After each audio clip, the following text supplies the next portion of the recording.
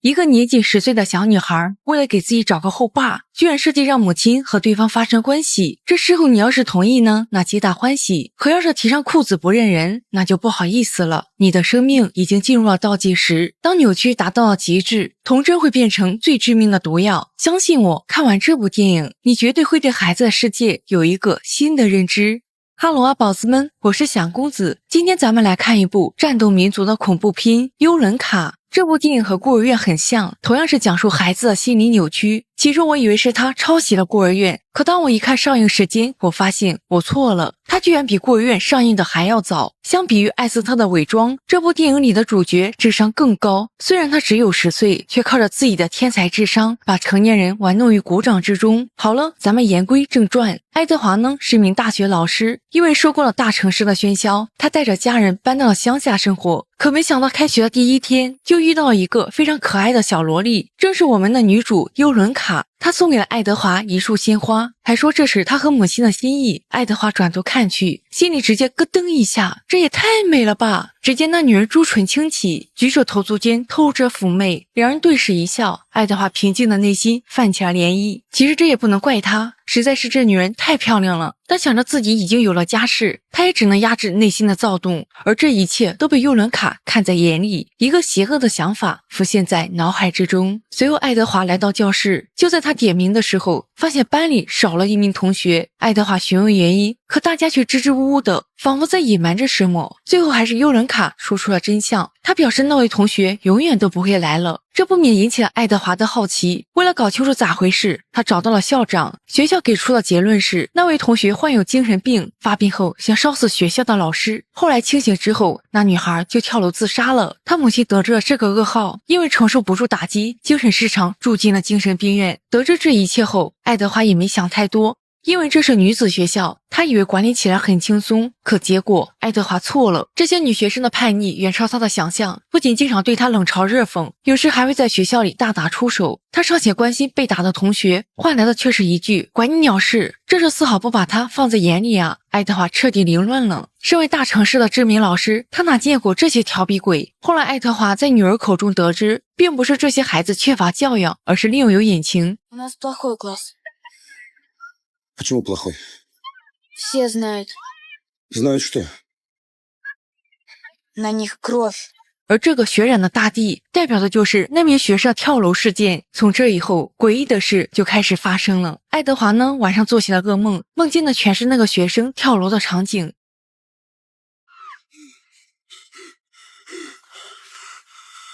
这件事把他折磨得苦不堪言。为了查清楚到底咋回事，爱德华干起了侦探工作。他来到了精神病院，见到了那名同学的母亲。然而得知爱德华是学校的老师，那女人的精神居然直接崩溃了。爱德华无功而返，这件事只能不了了之。可那个噩梦一直困扰着他。妻子劝他离开这里，去往别的地方生活，但好不容易在这里安定下来，爱德华不想就这么离开。他的倔脾气上来了，一定要查出真相。然而事情却变得越来越复杂。他发现学生们开始跟踪自己，爱德华上前询问原因，换来的却是肆无忌惮的嘲笑。这声音是那么刺耳。不仅如此，这天在学校的时候，爱德华还公然受到了威胁，他气得火冒三丈，可到头来也只能用微笑来结束这一切。恶魔面具不只是吓唬他的道具，更是压垮他留在这里的最后稻草。被一帮10岁的孩子玩弄在股掌之中，爱德华有一种深深的无力感。他不想再教育这些对他撒谎并且还嘲笑他的孩子。爱德华决定离开了。可就在这个时候，幽伦卡找到了他。他表示很理解爱德华此时的心情，因为他经历过同样的事。原来幽伦卡从小就是个天才，他2个月会说话，1岁半会阅读，5岁就开始写作文了。И все говорили, какая гениальная девочка. Только когда папа умер, я из ребенка с интеллектом выше, чем у любого взрослого, превратилась в аномалию. Меня заперли как крысу для опытов. И я решила врать, притворяться, что я такая, как все. 可结果幽伦卡错了，他现在的思想已经远超10岁，他被自己的身体禁锢，被这所学校禁锢，那些课本上的东西他早就学会了。可为了不被当成怪胎，他只能留在学校。爱德华被震惊得无以言表。为了确定幽伦卡说的是不是真的，他找到了其他老师，但这些是幽伦卡的秘密，他们并不知道这些事，只是一味的夸赞他聪明。Хорошая Да, девочка. очень способная И ученица. мама милейшая. Мама говорит.自从这件事以后，爱德华就打消了离开的想法，和尤伦卡的接触也多了起来，并且每次见面，他都会带上自己的母亲菲亚。这一来二去的，爱德华和菲亚的关系迅速升温，甚至可以说有点暧昧。目睹这一切的尤伦卡露出了满意的笑容，可他不知道的是，爱德华的心里并没有非分之想。接到妻子的电话，爱德华带着女儿离开了这里。看着男人匆匆离去的背影，尤伦卡的内心气愤极了，对父爱的强烈渴望让他变得暴躁不已。一气之下，他直接掐死了怀里的松鼠。为了尽快达到自己的目的，尤伦卡拿出了更狠的杀手锏。接连好几天，他都没去学校，而这也成功引起了爱德华的注意。这不来咋办呢？那就只能去家访了。Простите за неожиданный визит. Я узнал, что Юля заболела. 然而菲亚却告诉他，女儿这几天去奶奶家了。在接下来的聊天中，菲亚总是有意无意地产生肢体接触，两人一不小心打翻了房间里的鱼缸。爱德华在清理的时候又不小心扎破了手指，这一切的一切顺理成章，理所当然。干柴烈火终于燃烧了。事后爱德华产生了深深的负罪感，好在菲亚表现得很懂事，他狼狈地逃离了这里。哪成想前脚刚走，尤伦卡出现在了身后，这一切都是他安排的，他终于如愿以偿。可结果真能让他满意吗？他真的能拥有一个完整的家吗？他小看了爱德华对家庭的责任，从始至终爱德华就没想过负责。虽说还没达到提上裤子不认人的地步，但爱德华只把那次当成一个意外，他没打算给尤伦卡一个家。两人发生了剧烈的争吵，爱德华第一次感受到了尤伦卡的难缠，而这仅仅只是个开始。既然你选择了冲动，那就要为自己的行为买单。这天深夜，爱德华正在睡觉时，一瓶汽油飞进了房间。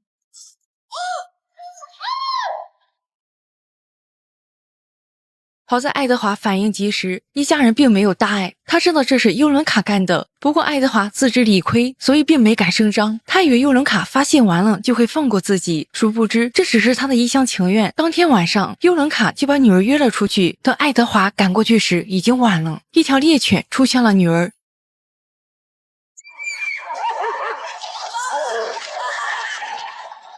女儿被咬得遍体鳞伤，爱德华彻底绷不住了。他坐在板凳上失声痛哭，自己的一时冲动居然给家庭带来了这么大的灾难。事后他愤怒地找到了尤伦卡，可还没等爱德华发脾气，尤伦卡率先打起了感情牌。Прости меня. Я не хотела сделать ей больно. Но как я могла тебя остановить? И мама всю ночь плакала. Из-за тебя, между прочим. 在尤伦卡的眼中，妈妈只是一个花瓶，给不了他一个完整的家。他的真情流露，并没换来爱德华的同情。Юля! Нельзя заставлять людей делать то, чего они не хотят. Если Нельзя! хочешь быть с нами, ты просто боишься себе в этом признаться и все время оглядываешься назад. Зачем?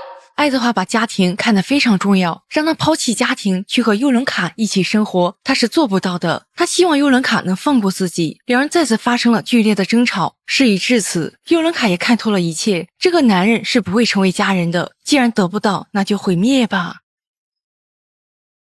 Андрей Валентинович.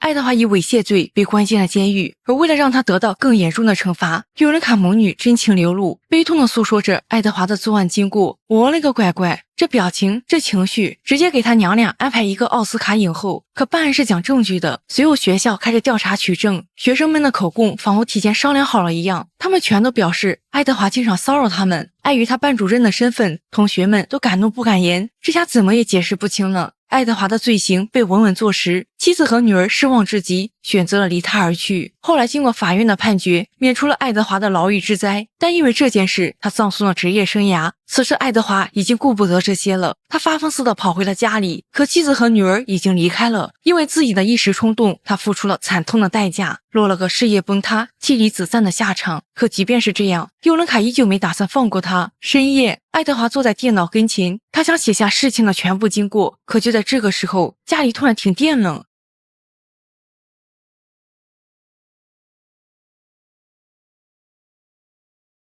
爱德华走出去查看，可没想到刚出门就遭受了袭击。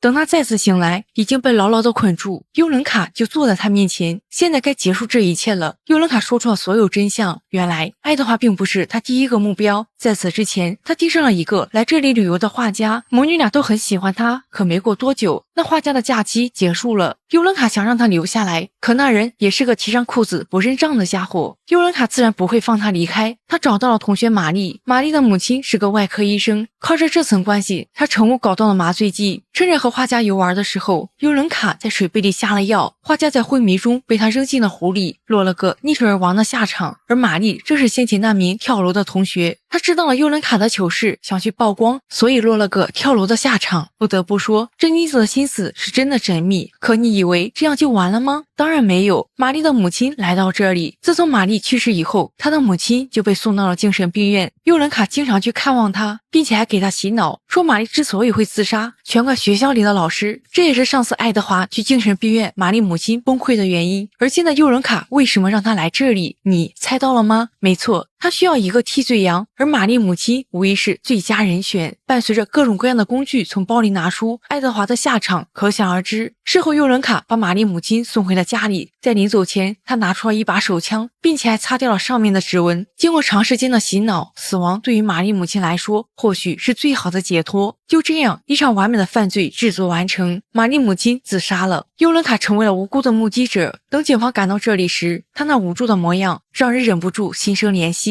而警长就是这种心理，他主动上前安慰尤伦卡，母女俩流露出一副感激的模样。警长离走时，尤伦卡主动做出了回应。从警长那依依不舍的眼神中，我们不难看出，他就是下一个有缘人。故事的最后，尤伦卡并没找到合格的父亲，他依旧渴望着拥有一个完整的家，未来他或许会一直寻找，结果咱们不得而知。但他的性格已经扭曲，即便能找到，会一直幸福的生活下去吗？他天使般的容貌下隐藏着冰冷的算计，他纯净的眼神背后却是残忍的阴谋。这种强大的反差告诉我们，万事不能只看表面，内在的危险往往是最可怕的。父亲的早早离世，母亲又是个花瓶，他强烈的渴望拥有父爱，渴望拥有一个完整的家。如果他不选择用极端的方式，或许早就如愿以偿了。可他偏偏剑走偏锋，这也导致他的愿望到头来只是一场空。爱德华作为成年人，被尤伦卡母亲的美貌吸引，起初他还有自己的底线，可在尤伦卡的算计下，他一步步深陷泥潭。因为一时的冲动，他最终失去了一切。所以在日常生活中，我们一定要坚守自己的底线，保持最纯真的那颗心。真正的教育不是培养智力，而是滋养心灵。真正的关爱不是提供物质，而是给予感情。好了，今天的故事就到这里，我是想公子，下期咱们不见不散。